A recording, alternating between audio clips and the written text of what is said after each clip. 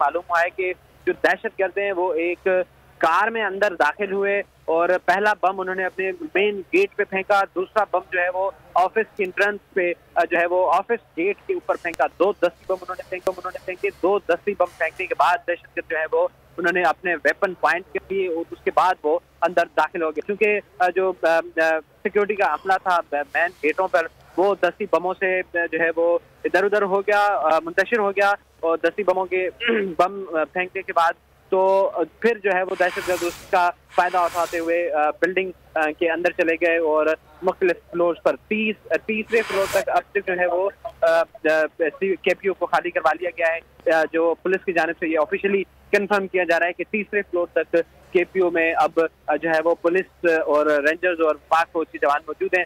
उसके अलावा ये चूंकि चौथे फ्लोर से ज्यादा मंजिला इमारत है तो इसमें मुख्तलिफ अभी 2 से 3 फ्लोर और बाकी हैं जिसमें जो है वो इस वक्त भी ऑपरेशन जारी है। ये ताज़ा तरीन इत्तलात आ रही है आईजी सिंध। ठीक है मोहम्मद सलीम, आप मेरे साथ रहेगा। हमें सालिक भी ज्वाइन कर चुके हैं। सालिक, आपके पास क्या खबरें, अंदर से क्या खबरें आ रही हैं?